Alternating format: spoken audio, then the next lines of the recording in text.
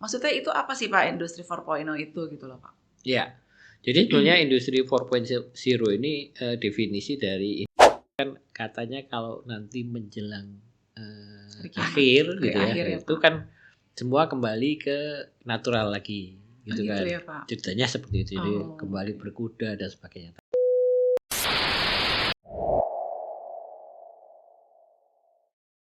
Assalamualaikum warahmatullahi wabarakatuh.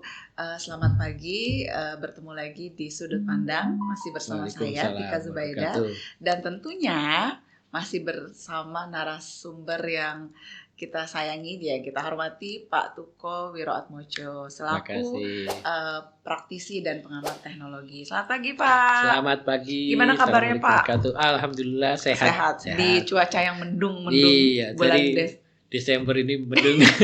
Tadi pagi mau jalan kaki aja hujan. Iya benar. Saya cari tukang bubur juga nggak ketemu. Ya.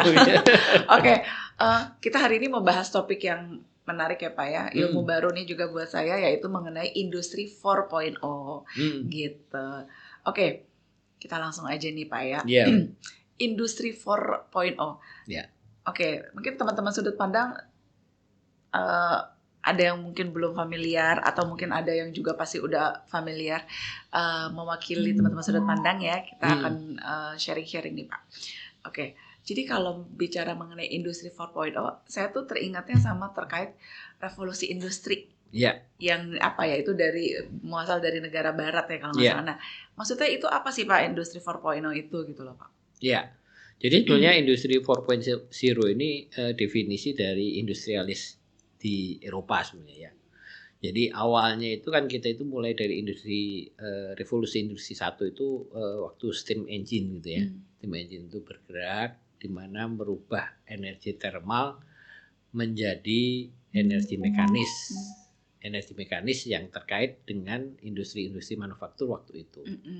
Yang tadinya itu berbasis buruh labor, kemudian berbasis mesin yang menggunakan mesin energi dari uap. Kemudian industri 2.0, industri 2.0 atau revolusi selanjutnya itu revolusi terhadap elektronik. Jadi ketika sudah mekanik itu dari steam engine kemudian berubah ke fuel base engine, kemudian jadi ada pembangkit listrik dan sebagainya. Nah, berubahlah menjadi ke elektronik. Nah, elektronik ini merubah konsep manufaktur dan pola sosial ekonomi saat itu. Itu industri revolusi 2.0 ya Pak. Nah, industri revolusi kedua. Jadi elektronik, basisnya elektronik kontrol. Tapi itu harus kasar, termasuk yang dilakukan elektronik waktu itu Thomas Alva Edison gitu ya, Tesla dan sebagainya. Itu era-era situlah. Itu yang pertama kali menggunakan elektronik itu Heinz saus tomat itu. Nah, iya, merek saus tomat ya Pak. Itu menggunakan semua pabriknya di elektronika, termasuk pencahayaannya dan sebagainya. Waktu itu ya. Gitu. Nah, itu tahun berapa tuh Pak ya? Saya lupa tepatnya, tapi kira-kira ya 1800 enggak, sudah 1900. 1900. Itu elektronik itu sudah berkembang, transistor dan sebagainya berkembang. Kemudian bergerak ke industri 3.0, itu revolusi industri ketiga, yaitu basisnya komputer. Jadi semua yang basisnya komputer itu dia digunakan untuk kontrol ya. Jadi pabrik-pabrik itu menggunakan kontrol untuk pergerakan konveyor, kontrol untuk pendingin, kontrol untuk pencahayaan dan sebagainya. Itu yang terkait dengan ini. Dan tentunya terkait dengan komputer waktu itu yang paling besar ya, industri komputer itu IBM ya. IBM, HP gitu. Waktu itu Hewlett Packard. Itu kayak udah 1900 ya Pak, 900-an ya Pak? Itu udah kesini itu tahun 1950-an ke atas lah. Jadi pos pasca Perang Dunia. Pasca Perang Dunia kedua. Nah, jadi itu modelnya seperti itu. Jadi mulai dari sebelum perang Dunia Kedua, kemudian berkembang setelah Perang Dunia Kedua. Dan itu mulai tuh yang kalau namanya mesin-mesin komputer ya. Jadi mesin IBM yang besar-besar itu, gitu kan. Komputer namanya dulu mainframe. Ya mungkin kalau yang generasinya Mbak Tika mungkin belum melihat ya gitu. Itu ruwet lah gitu ya. Jadi kalau dari sisi ini dulu kita sebelum pakai magnetic card, bahkan sebelum magnetic card, dia pakai namanya punch card. Jadi kartu itu disusun, dilubangin masing-masing gitu. Dan itu disusunnya harus rapi, urutan 1 sampai 2 itu. Nah, itu dibuat untuk kontrol-kontrol pabrik-pabrik besar. Kemudian juga NASA waktu itu ya udah mulai bergerak ke industri Apollo gitu ya. Itu kan mulai era komputer. Nah, industri 4.0 atau revolusi keempat ini sebetulnya kalau dikaji oleh expert itu dimulai sejak tahun 2000-an awal ya. 2000-an awal. Tapi digaungkan itu mulai 2011.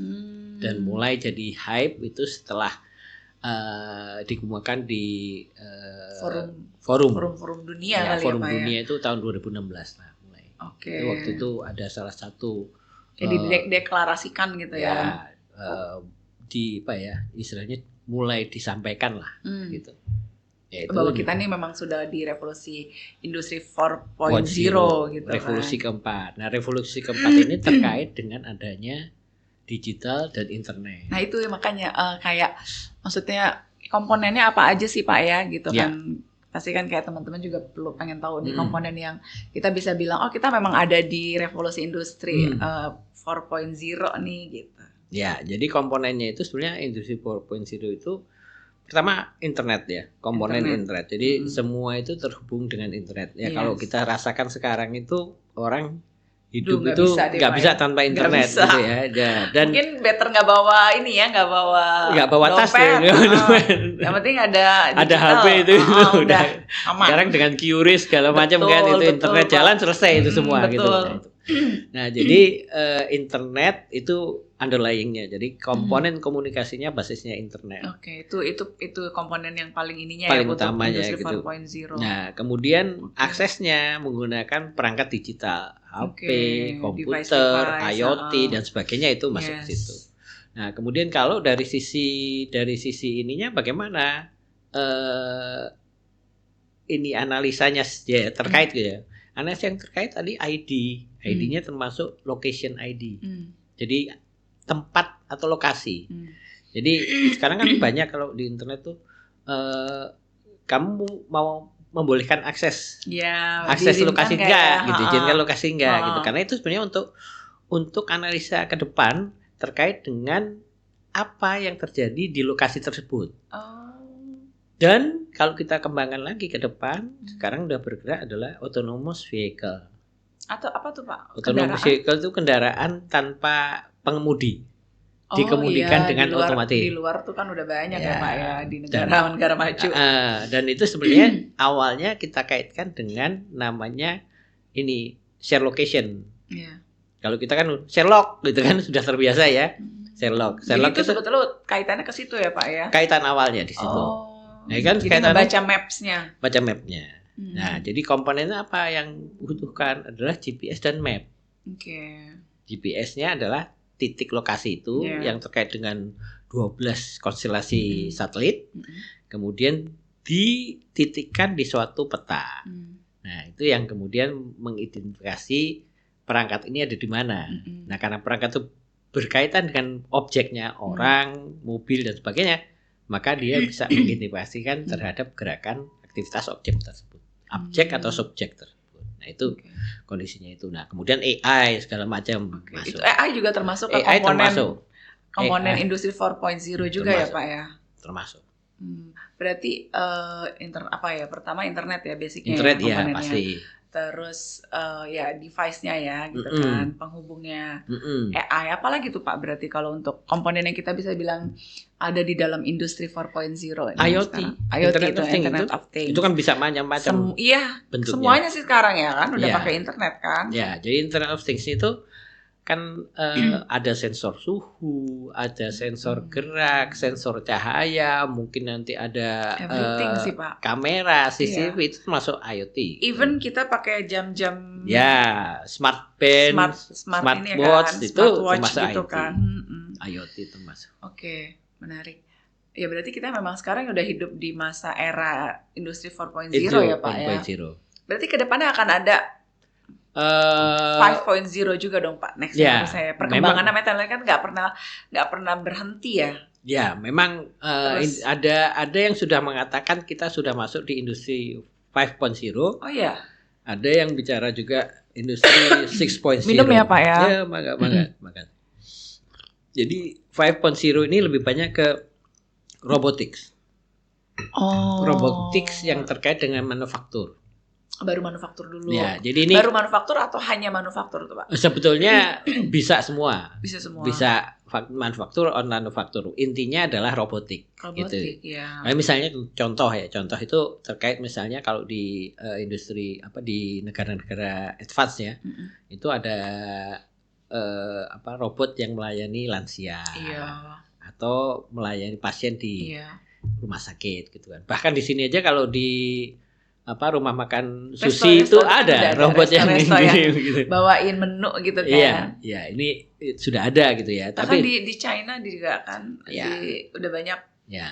Bentukannya benar-benar human banget gitu kan, looks-nya aduh itu sih. Ya, looks-nya human banget. Nah, tapi kalau yang 5.0 ini penekanannya lebih banyak ke manufaktur. Jadi kalau istilahnya sekarang tuh namanya industri manufaktur ya Pak. Dark manufaktur. Dark manufaktur jadi manufaktur gelap. Artinya maksudnya apa tuh Pak? Tanpa cahaya pun sebenarnya manufaktur itu bergerak. Black box.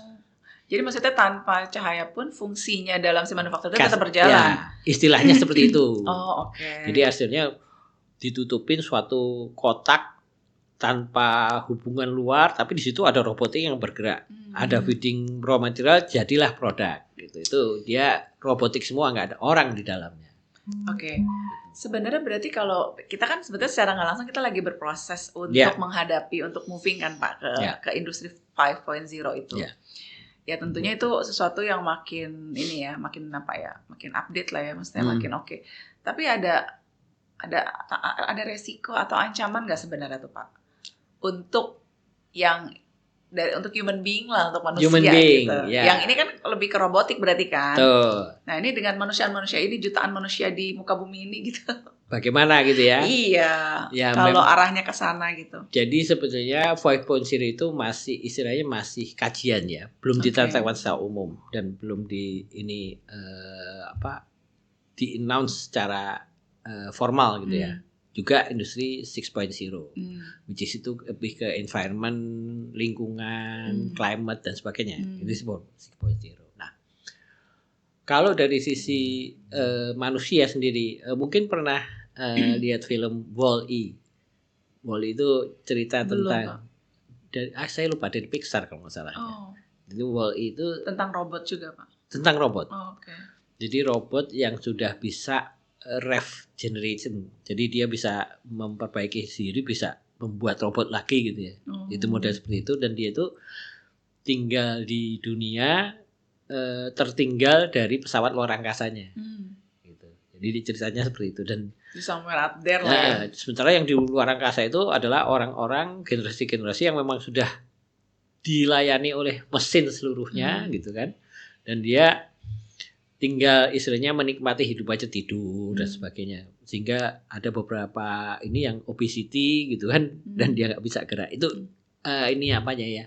Sarkasmenya gitu ya. Jadi bentuknya itu bahwa nanti kalau semua robot orang nggak gerak, kemudian nanti dia jadi obesity gitu kan, nggak bisa kemana-mana, nggak bisa mikir, nggak bisa ini gitu. Kayak menuju kepunahan gitu ya. Kepunahan ini kan makhluk hidup jatuhnya kan. Gitu ya. Tapi kalau dari sisi itu, kalau dari sisi agama sendiri itu kan katanya kalau nanti menjelang akhir gitu ya, itu kan semua kembali ke natural lagi gitu kan. Ya, Pak. Ceritanya seperti itu, jadi kembali berkuda dan sebagainya. Tapi itu yang disampaikan dalam hadis-hadis atau konteks agama.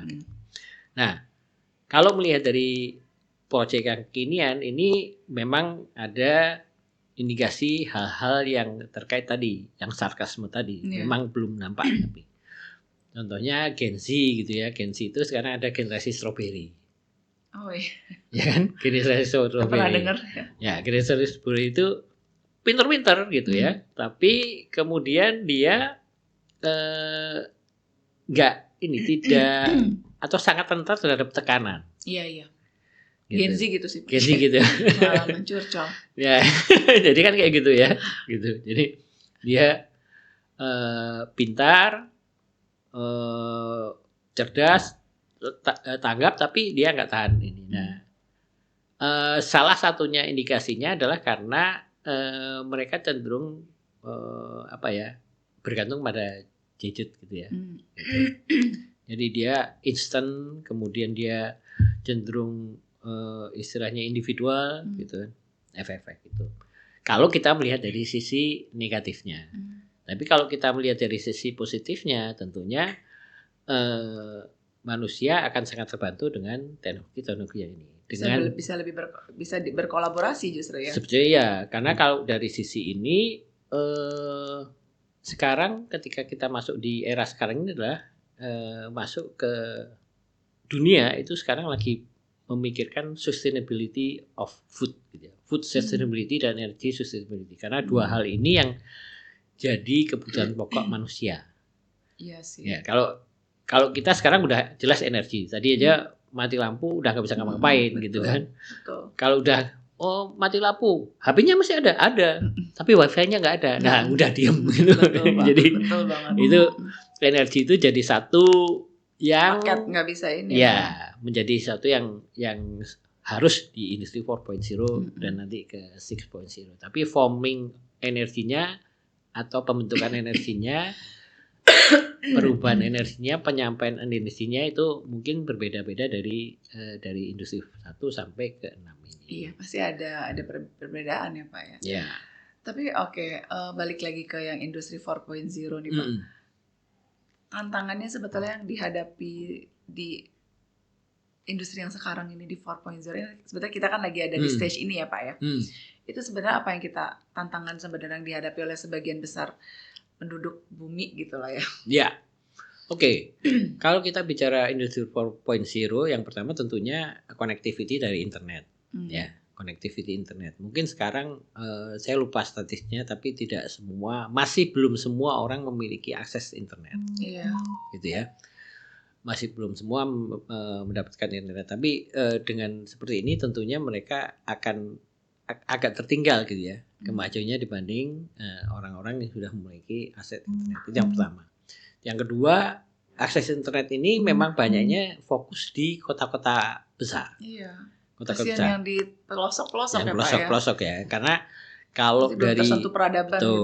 PBB, perhitungan dari statistik PBB itu tahun 2050 56% manusia itu akan berada di perkotaan. Gitu. Nah, jadi akses internet insya Allah masih bisa masih bisa di ini. Yang kedua tentunya tadi energi, ketersediaan energi. Ketersediaan energi ini karena basisnya internet itu adalah elektrik gitu, listrik digital gitu, digital ya. Jadi kalau ditarik internet itu digital itu elektrik gitu kan, elektrik itu energi gitu. Nah, jadi tentunya balik ke concern yang highlightnya juga gitu Pak ya. Gitu. Jadi energi ini jadi concern utama. Bagaimana menyalurkan energi, dan forming energinya bukan energi yang bentuknya steam tadi, yang solid fosil atau bentuknya fossil fuel yang cair atau gas, tapi bentuknya adalah elektrik. Gitu kan, daya listrik. Nah, kalau kita tarik daya listrik berarti kebutuhannya adalah kebutuhan tentang bagaimana membangkitkan daya listrik yang lebih bersih dan tentunya penyimpanan yang lebih bagus, storage, baterai. Itu tantangannya gitu. Itu yang pertama. Yang kedua, karena tadi nyangkut autonomous, kita harus punya peta, ya kan, autonomous, ID dari subjek atau objek, gitu kan, itu pasti terkait dengan peta. Nah, petanya juga harapannya peta itu bisa hingga skala besar 1:1000 atau 1:500 gitu ya. Kenapa? Kalau dia otonomous, sekarang pernah nggak ngalamin pakai peta digital kemudian kesasar gitu karena terlambat belok atau setelah belok gitu Iya, kan? pasti Ya kan gitu karena sinyalnya terlambat, akurasi petanya juga nggak bagus, akhirnya beloknya terlambat atau kecepatan, akhirnya kesasar nggak karu-karuan gitu kan? Itu kan kenyataan gitu ya. Benar, Pak. Nah itu tantangan yang lainnya. Jadi GPS terutama negara kita ini baru memiliki peta 1:50.000 gitu. Nah dengan akurasi yang 1:50.000, kalau kita menggunakan mobil otonomous ya pasti sudah gagal gitu karena enggak ini ya. Distance-nya itu dia bisa saja jaraknya itu bisa 50 meter tapi ternyata sudah mendekat gitu, tinggal 5 meter gitu kan. Akhirnya kan responnya jadi terlambat. Nah, itu jadi concern. Bagaimana Indonesia juga bisa atau menyediakan peta 1:1000. Itu tantangannya. Nah, kemudian artificial intelligence. Artificial intelligence ini perlu machine learning kan. Nah, machine learning perlu komponen pengolahan digital. Nah, pengolahan digital itu makanya sekarang ada NVIDIA kan. NVIDIA itu kan lagi hype gitu karena GPU-nya yang dipakai gitu. Nah, GPU ini kan sebetulnya untuk processing modeling. Modelingnya supaya bisa kenceng dan sebagainya. Ini terkait dengan proses prosesor yang ada di komputernya. Prosesor tersebut. Nah, itu bagaimana kita bisa mempunyai prosesor yang sangat kuat. Dalam artian dia bisa menerima billion instruction per second itu berapa billion instruction per second itu sangat-sangat mempengaruhi kualitas dari machine learning-nya sendiri. Kualitas dari AI yang nanti disampaikan gitu ya. Karena AI pattern kan gitu. Nah, pattern itu dibentuk dari machine learning tadi. Machine learning tadi dibentuk dari kalkulasi modeling-modeling yang ada dan didapat datanya kemudian diproses di komputer. Itu kan jadi advance teknologinya perlu manufaktur chips yang bagus, manufaktur prosesor yang bagus gitu kan. Juga operationnya. Nah, karena dia prosesnya tinggi, suhunya tinggi. Makanya data center itu sekarang banyak yang dibikin data centernya kalau sepanjang pengetahuan saya itu ada Microsoft dan Google itu data centernya ditaruh di bawah laut. Biar adem. Biar dingin karena prosesnya panas, tinggi. Nah, ini tantangan lagi kayak gitu. Itulah sekiranya banyak PR-nya banyak dan harusnya pemerintah Indonesia perlu mengkaji ini secara komprehensif. Jadi kalau di pemerintahan Indonesia ini yang instansi yang terkait itu ya apa namanya? Komdigi namanya sekarang. Kominfo lah ya. Ya, dulu Kominfo, sekarang Komdigi. Agak aneh juga sih. Belum biasa. Belum biasa. Tapi ya itulah harapannya nanti kajiannya ini. Nah, regulatory dengan digital ini ya, regulatory dan digital ini sangat-sangat harus berjalan beriring gitu loh. Karena kalau dari sisi Komdigi ini regulatory ini seringkali harus bekerjaan dengan creativity out of box-nya dari pemain industrinya. Nah, kecepatan. Jadi pemain industrinya tuh industri apa nih, Pak? Industri digital ya. Industri digital ini kan yang menopang industri 4.0 gitu. Misalnya betul. Contohnya robotik kesehatan gitu ya. Robotik kesehatan dari smart band masuk ke digital di HP gitu kan. Terus diakses di servernya misalnya di overseas gitu ya. Terus ini kalau ada kebocoran data siapa yang tanggung jawab gitu. Nah, itu kan regulatory gitu ya. Pengatur kebijakan gitu. Nah, kenyataannya sekarang bisa seperti itu. Gitu kan. Jadi ini gimana ini? ID-nya yang nyimpen siapa? Apakah telkonya, apakah yang negaranya, atau yang pemilik device-nya, atau di device-nya ini? Ini harus ini. Makanya harus jalan beriring karena out of box-nya generasi sekarang itu sangat tinggi. Hampir mungkin seminggu bisa jadi 1 juta produk atau 1 produk yang masuk gitu. Sementara kebijakannya yang ngatur cuma 20 orang atau 30 orang. Enggak masuk ya, Pak. Enggak masuk itu cara berpikirnya, bikin aturannya. Nah, itu tantangan. Iya. Salah satunya. Banyak ya, Pak ya sebenarnya ya. Banyak PR-nya. Banyak banget. Ya banyak PR-nya, tapi ya kita tidak boleh. Tapi itu kan proses ya, Pak Itu proses. Jadi kita memang harus maju. Betul. Jadi pilihannya ya jangan terjebak dalam konteks yang terlalu terlalu detail ininya pengelolaannya, tapi melupakan pergerakan ke depannya. Ya. Jadi kalau misalkan dilihat nih Pak ya perkembangan teknologi ataupun mungkin energi kan. Energi itu kan berarti salah satu komponen yang penting kan, penting baik dalam industri yang 4.0. Nah, maksudnya kalau kita lihat bagaimana perkembangan dari si energi ini dalam 5 atau 10 tahun ke depan ini gimana nih Pak? Ya, masih bisa sustain aman kah? Ini kan kelangsungannya efeknya bukan hanya ke basic kehidupan manusia aja Pak ya?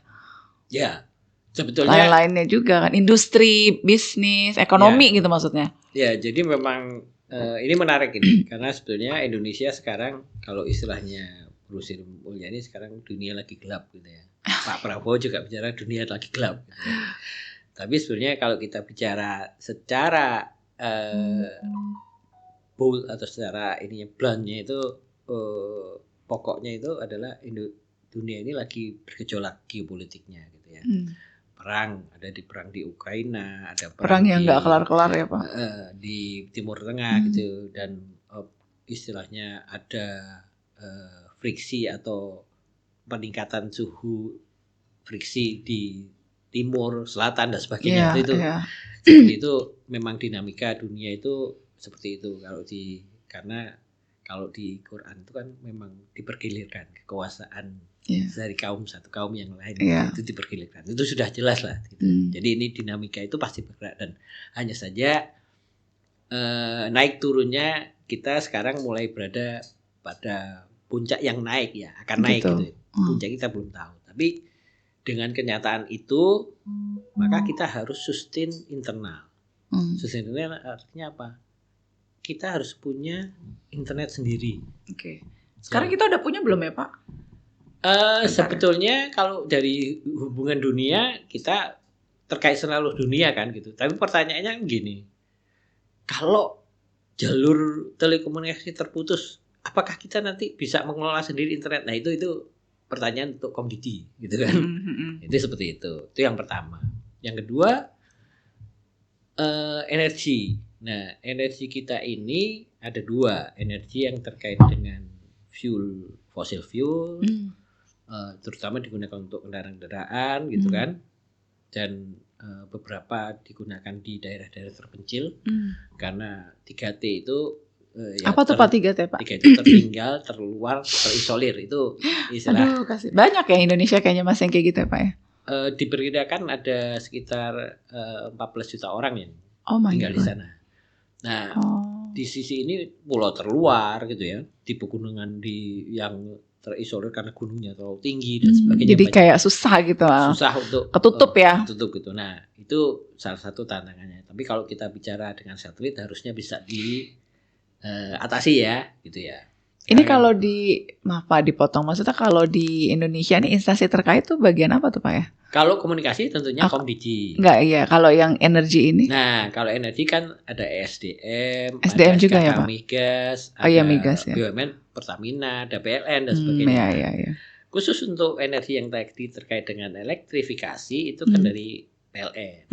Nah, dari PLN sendiri kan menjangkau daerah-daerah tersebut ada challenge yang sangat besar terkait dengan transmisi. Kita kan nggak mungkin narik kabel bawah laut hanya untuk satu pulau gitu ya, atau kita tarik kabel udara sutet gitu kan, untuk satu daerah perhubungan yang terisolir sekali akan sangat tidak efisien. Karena itu kemudian dibuat pembangkit lokal. Yang basisnya ada yang berbasis, sekarang udah yang basis solar panel, ada yang bayu, angin ya. Kemudian ada yang masih menggunakan diesel. Nah, diesel ini kalau kita kaitkan dengan impor, BBM kita itu masih banyak yang impor. 60% impor. Itu jadi itu sangat-sangat fragile, sangat-sangat risiko. Kenapa kita impor sih, Pak? Emang nggak punya resource-nya lagi, nggak kurang? Kalau dari sisi ini karena, ya, jadi kalau dari sisi ini sebetulnya Indonesia banyak, gitu. Tapi sekarang banyaknya tinggal gas, gas. Fraksi beratnya itu sudah ya mungkin ada, tapi belum tereksplor gitu ya. Nah, biaya eksplorasi untuk besar ya Pak. Itu besar. Tapi kita punya solusi biofuel. Nah, misalnya kalau biodiesel tuh kita bisa pakai solar, tapi kita bisa pakai sawit. Nah, ini tinggal masalah lagi regulatory. Bagaimana pemerintah bisa mengelola hubungan dengan para pemilik lahan besar gitu kan, sehingga tetap bisa memberikan bagian dari keuntungan mereka atau bagian dari bisnis mereka itu dengan ataupun menimbang kebutuhan rakyat gitu. Nah, itu biodiesel gitu kan. Tapi kita juga bisa menggunakan yang basisnya gas tadi. Jadi engine-nya diganti gas. Nah, itu bisa jadi biogas. Berarti sebetulnya tenaga ahli untuk bidang-bidang energi ini sebetulnya valuable banget ya Pak ya. Jadi banyak dibayar tinggi banget harusnya ya. Ya, kalau dari itu kan sebetulnya kan tapi ini kalau kita lihat ini sebetulnya ada pergeseran dunia dari fossil fuel ke renewable energy. Nah, renewable energy itu mulai macam-macam. Ada yang green energy yang tadi solar panel, kemudian geothermal. Kemudian ada juga yang basisnya bayu, angin gitu kan, hidro gitu kan. Itu yang benar-benar green energy. Tapi ada yang renewable. Renewable itu ada yang bentuknya sawit. Gitu ada proses lah ya, ada proses pengolahan bioethanol gitu. Dan itu bisa dikelola lokal. Jadi pendekatannya bisa melakukan lokal itu. Gitu. Menarik ya Pak ya. Jadi teman-teman sudut pandang masih nyimaknya, oh jadi gini ya, oh efeknya ke sini ya gitu. Jadi memang ternyata kita udah ada di industri 4.0 gitu. Dan kita juga sebagai pelaku juga. Kita juga ibaratnya